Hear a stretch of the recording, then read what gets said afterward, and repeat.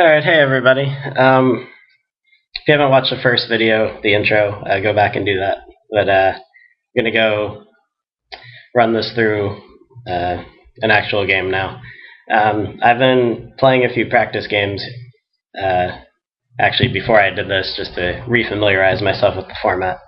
And apparently, since Magic 2012 came out a couple weeks ago, they changed the Planeswalker pack you get when you join, and it's much more powerful now than the one I got when I got from 11. So it's possible that some unfair things will happen, and I may not win, but I'm going to do my best, and I will walk you through how a game plays, and I'll post a couple of the other ones that I did were some pretty good games, but I also got abused pretty badly a couple of times by Primeval Titans and Simic Sky Swallowers and some pretty crazy stuff.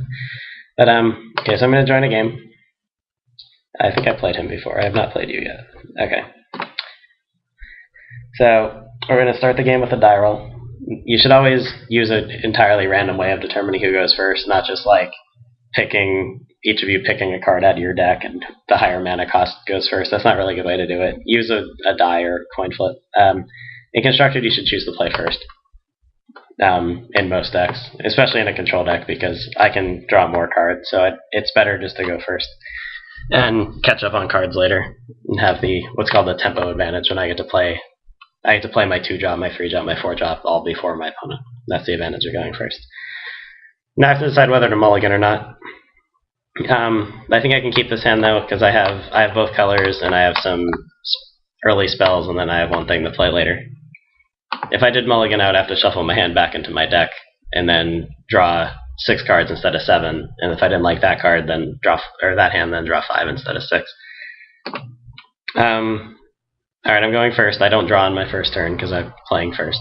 I'm going to lead with the mountain so that I can cast Shock if I want to, because leading with the island doesn't do me anything.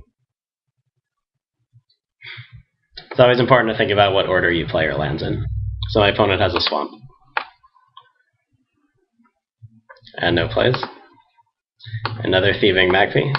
So this is how we're going to hopefully pull ahead later in the game. And we do have 2 islands, so I just need a land of any kind, and I should be fine. It's another swamp. This guy's probably either... The 2 main black decks are Vampires and Discard. Yeah, this is Vampires. Okay. I'd rather play against Vampires, actually. It's not as good. At the end of his turn, I'm going to dispatch this guy.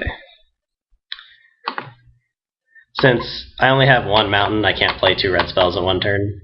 So that's why I played the Shock when I did. Another Magpie. So I really need to draw land next turn.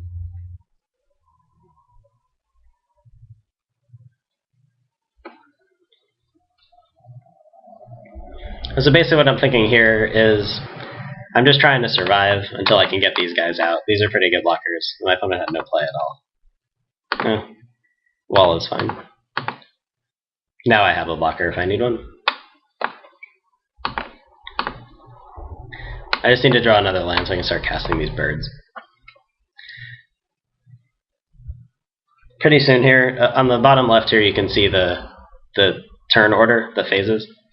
Now I'm going to try to walk you through an entire turn once I can attack, so we don't just skip all this in the middle.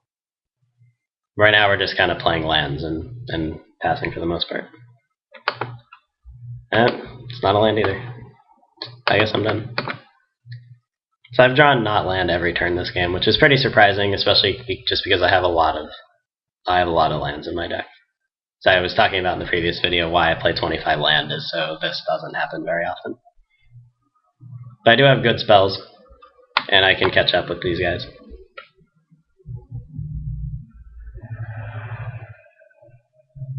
That is a Quag Vampires. This is a 1/1 that has an ability when you cast it if you pay 2 more mana. It gets +1/+1 counter. So he did that twice because it's multi-kicker, means you can do it more than once. I guess I'm going to incinerate that. I don't really want to, but I can't do anything about it. So, and next, I want to draw land and play this, so I don't want to have this thing still sitting here.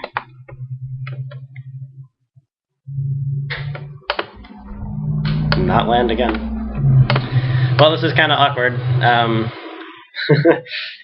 Supposed to draw land. I can only burn so many things here.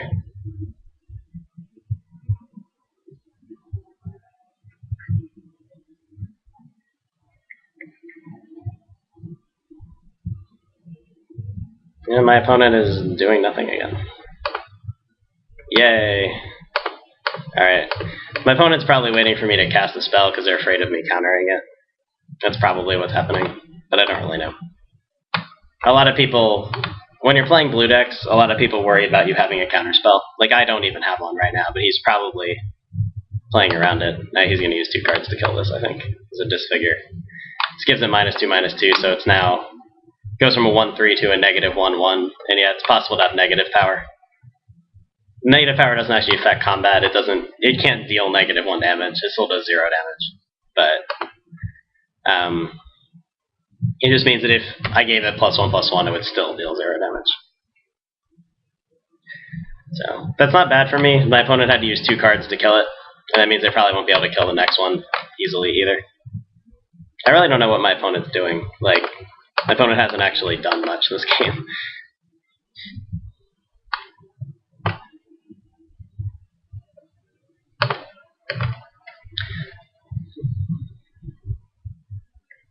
No, go for the 3rd.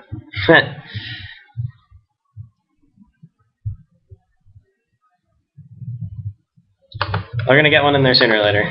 I could play Air Elemental now, but I might as well just play Magpie again. You want your finishers, which are Flame Blast and Air Elemental, to not get killed, because your finishers obviously need to finish the game. That's what they're there for. So, this has been a little weird just due to the lack of stuff my opponent's done.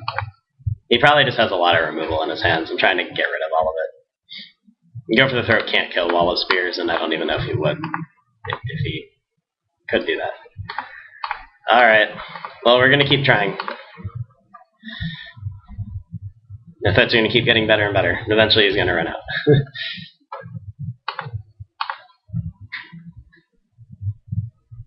Yeah.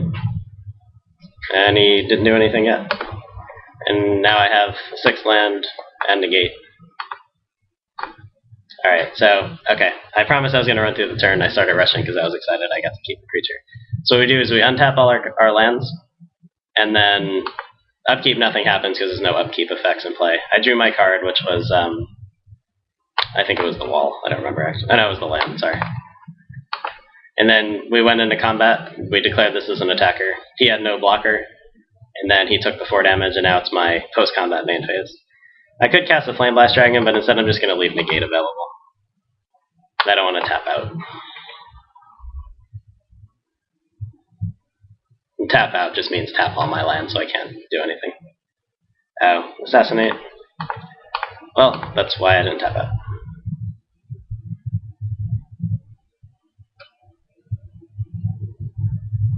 Assassinate only destroys tap creatures, so he had to wait for me to attack first.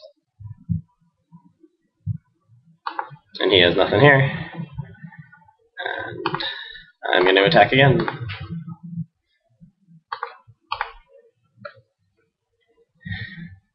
Now that I have, especially because I have another big flyer, I'm just going to play my Flame Blast Dragon now.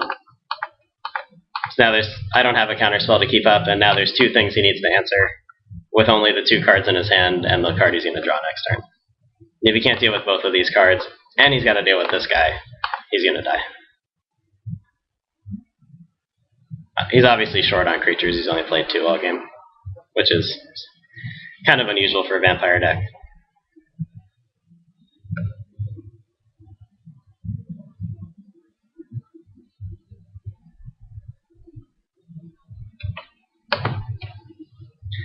If you're wondering, by the way, this guy has 1 expansion, but not both, because they like the disfigure and the go for the throat. But yeah, I've played enough to like recognize what goes with blood here. Alright, so when Flame Blast Dragon attacks, I can pay X in a red and deal X damage to a target. So I'm targeting him and pay the red. Now I gotta decide what X is going to be. I think X is going to be 3, so that I can still cast Incinerate. And plus, 3 plus 4 plus 5 kills him, so if he doesn't do anything, he's just dead.